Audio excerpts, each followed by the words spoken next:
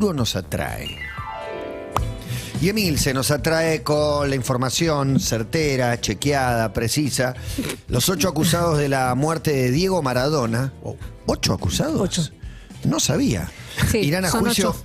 Por el podcast te incluyeron a vos, Escuchá, Matías. pará. Esta situación es para vos. Escuchá esto. Irán a juicio por homicidio. Bueno. Me parece un montón. La justicia es lo que se puede aprobar o no se puede aprobar. No, por supuesto, por supuesto. El Turco García dijo el otro día en algún lado. ¿Qué dijo? Dijo, se murió por un dolor de muela. Tuvimos toda la vida diciendo que se iba a morir. Lo mataron. Una conclusión muy bueno, Turco García. quizás acá hay un Muy par de Turco García. peritajes Pero un poco más a fondo. Ahí gracioso, se murió por un dolor. Sí. Pasaron todas y no le pasó nada y ahora un dolor de muela. Es como el Capone que lo metieron en cana por los impuestos. Claro, exacto. Bueno. Perdón. La Cámara de Apelaciones confirmó los cargos que se había presentado, que había presentado la 8 Fiscalía, homicidas. y que fueron avalados por un juez de primera instancia contra los imputados por el delito de homicidio con dolo eventual para los 8 acusados. Estoy hablando desde el médico Leopoldo Luque, la psiquiatra Agustina Kosachov, los enfermeros, la coordinadora de la prepaga y el coordinador de la empresa de enfermería. Están acusados de haber infringido los deberes que cada uno tenía a su cargo en los cuidados de Diego Maradona cuando estaba convaleciente de una cirugía. Recordamos que él estaba en una internación domiciliaria en una casa que habían alquilado en Benavides. Él había sido operado, había sufrido, le habían operado un hematoma subdural, le habían operado la cabeza. Sí, el doctor Luque le abrió la cabeza. Bueno, había también otras versiones que era que Luque simplemente salió del quirófano como simulando haber sido quien operó, pero él no había operado. No, pero él en Increíble persona eso. no. Esas eran todas las cosas que empezaron a salir a partir de la muerte de Diego Maradona. Bueno, están acusados de haber infringido los deberes que cada uno tenía en el cuidado, lo que llevó a la muerte, que de lo contrario, si hubiesen hecho todo lo que dicen, también hay una agravante que es las conversaciones que tenían entre ellos, en las que dicen los peritos y el fiscal que tenían noción de que era grave y cuán grave era y los peligros, y aún así no hicieron lo que tenían que hacer. A propósito, hay un podcast sobre los últimos días de Maradona. y su ¿Premiado, muerte, quizás? Que sí, va a ser premiado en España, los premios Ondas. Los premios Ondas son algo así como los Martín Fierro. Imagínate los Martín Fierro en su época de esplendor, Sí. por decirte de alguna La manera. época de Susana Fontana, de Jorge Novoa. Bueno, Es muy no, grosso punta. han tenido muchas versiones los Martín Fierro. Los comparé porque es a la radio, la televisión, el teatro en España. Y ahora agregaron podcast hace 2 años, así que es el premio más importante que hay de podcast en habla hispana. Y el podcast Los últimos días de Maradona ganó un premio Ondas a la mejor producción. La producción está a cargo de Mariano Payela, junto con Fez, con Alejandro Marinelli, que hizo el guión, y conmigo, que hice la narración para Latinoamérica, digamos, porque tiene 5 narraciones más. Bueno, recordemos que... Ganó un premio Ondas que voy a ir a recibir en 2 semanas a España. Voy a ir a Este es los- el aplauso para el señor Matías Martín. ¿Acaso? Voy a ir a los número premios uno. Ondas. Un número uno, realmente. O sea, voy a ir como a los Martín Fierro de España. No conozco a nadie, me voy a tener que interiorizar No un importa, poco. Matías. Es en Málaga, en el teatro de Antonio Banderas. Antonio Banderas tiene un ¿Tiene un teatro. teatro? En Málaga. Aspiramos Además de un a que perfume. esté. Debe haber, Matías, Aspiramos a que hable. una Verónica Es un Varano teatro- española, una Sí, Claire Boy. leí una nota a Banderas la otra vez que está como medio de vuelta, diciendo como la guita, y produce un musical, pero vas a perder, no me importa, quiero ser feliz. Güey. Claro, ganó 500 palos verdes. pasó muchas crisis. Hace la obra que quiere, construyó el teatro en Málaga, quiere dejar un No legado. vamos a cruzar, pues yo después me voy de vacaciones, tenemos que comer allá, 100%. celebrando con el Tenemos premio que ahí. comer. Y le recordamos a la gente que cuando estrenaste el podcast, como Sí. había una versión narrada por Thierry Henry, lo entrevistamos acá. Lujazo. Espectacular. Lujazo total. Fanático de Messi como pocos. Sí, encima, o como exactamente. muchos, mejor dicho, a esta altura. Bueno, eso respecto de Maradó. Estados Unidos, la cadena de noticias Fox, paga por difundir fake news. Buenísimo. Tirás fruta total, lo arregla con guita. Exactamente por la que acabas de decir que traje esta noticia. ¿Por qué es esto? ¿Tirás cualquiera? Bueno, se arregla con Billulla. Fue la noticia que Billulla, marcó... Nivel Logan Muy Roy, ¿no? arriba. Decía 800 palos verdes. Sí, me interesaría La familia Murdoch. sí, desarrollarlo y está bueno para charlarlo ahora. Ayer fue la noticia que marcó el pulso de todos los medios de Estados Unidos, menos la cadena Fox. No se dijo absolutamente nada. Dominion Voting System es la empresa que comercializa máquinas de votación que la lleva a juicio a la cadena Fox porque la acusaban de fraude electoral en las elecciones de Estados Unidos del 2020 que ganó Joe Biden y dejaron sin un segundo mandato a Donald Trump. La demanda incluía otra fake news emitida por la cadena Fox sobre supuestos vínculos de la empresa que la lleva a juicio con el fallecido presidente venezolano Hugo Chávez. Lo que decía la Fox era que que la empresa se había fundado estando vivo Chávez para manipular las elecciones en la que fue reelegido presidente. En la primera audiencia, el CEO de la cadena de noticias dijo que la demanda era una violación de la primera enmienda de la Constitución de Estados Unidos, que es la que garantiza la libertad de prensa. Básicamente dijo, están cercenando mis derechos. Es tremendo, como se amparan siempre a la libertad de prensa, en palabras universales se las apropian, ¿no? Para cometer delitos. No, pero aparte, ¿es prensa o no es prensa? Porque si estás mintiendo, no estás haciendo prensa. No estás haciendo prensa, exactamente. Bueno, llegaron a un acuerdo y evitaron el juicio. Van a pagar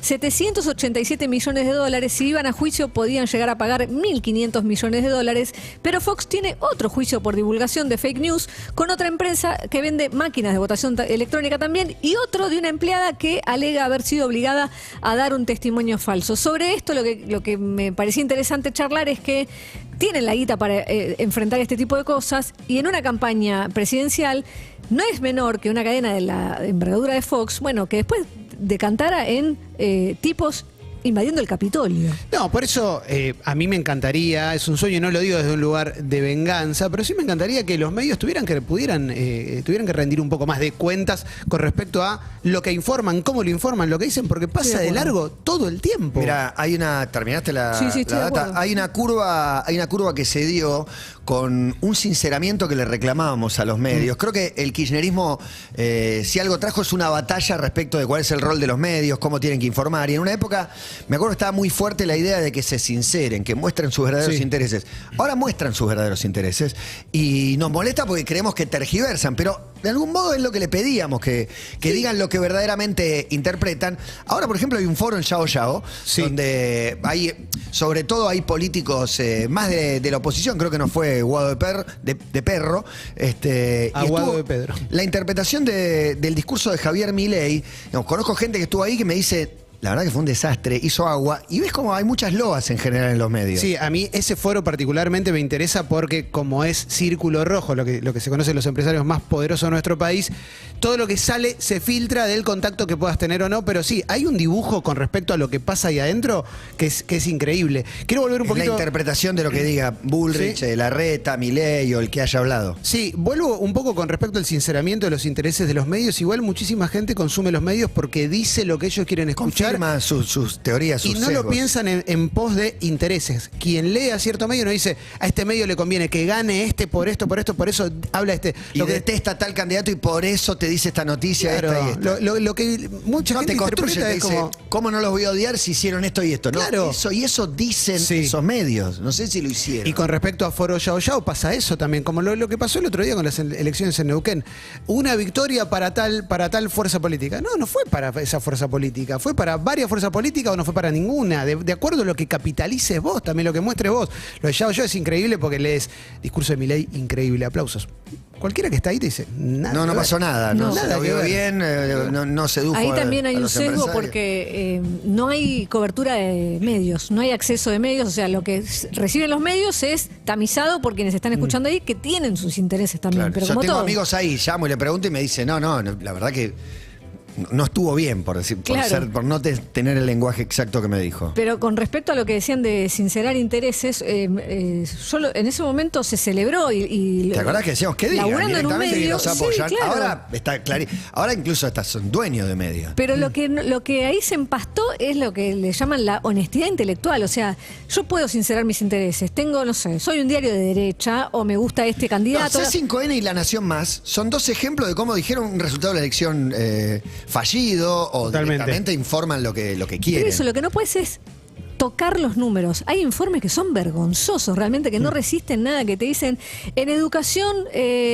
usaron todo el presupuesto. Es mentira, con un googleo sabes que no, entonces no mientas. Igual yo tengo la sensación de que estamos atravesando una etapa de transición que no tenemos muy claro hacia dónde va a ir la manera de informarse que tiene la gente. Pues yo lo que veo hoy es que está completamente pauperizada la manera de informar. Creo que va a empeorar y que el auge, Hay un tema. la influencia de las redes cada vez es más grande. Oiremos directamente la firma. Quizás la gente que se informe de redes siga 3, 4 periodistas. El problema es a quién siga, ¿no? También, bueno, ¿no? ese es otro tema que también otra discusión es cuando el domingo 48 personas del diario Clarín recibieron un mail en el que le decían que no laburaban más. Ya pasó hace un par de años y cuando vos lo comentás en redes te dicen, bueno, algo habrán hecho, que se jodan. Esos 48 no son las firmas del diario Total. o los que están ensalzando y discutiendo y manejando el país o demás. Son 48 laburantes y sobre esos 48 laburantes lo que decíamos muchos periodistas era...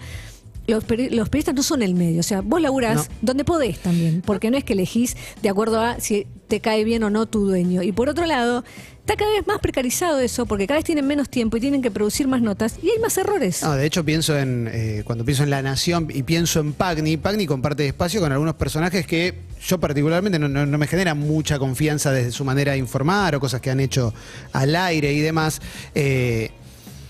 Es medio injusto pensar que o todo un medio o es el más prestigioso o es el menos prestigioso, ¿viste? Es raro. Mezclado. Está muy mezclado. Por eso rescatar periodistas y Total, la agarrar firma. 2 o 3 de diferentes medios que Pero es que que te sean confiables. En un mismo living estaban sentados Carlos Pagni y el otro día un periodista que en sus redes tuiteaba la foto de un paquete de polenta y decía, ¿por qué el kirchnerismo no le pone los octógonos? Porque no es o sea, ahí o decís, o es tarado o realmente tenés muy mala leche. No, porque se está burlando por el asado. Bueno, pero esas cosas pegan. Es eso. No, pero decía, te están ocultando cosas Exacto. y demás, y mucha gente le ponía, para este producto no son No necesarios está los procesado, octógonos. es harina, o sea, no tiene un proceso de elaboración. Pero después hay gente que dice, tiene razón. Bueno. Bueno, y además de cumplir años, Luis Miguel ¿Quién cumple más? años, Roberto Carlos.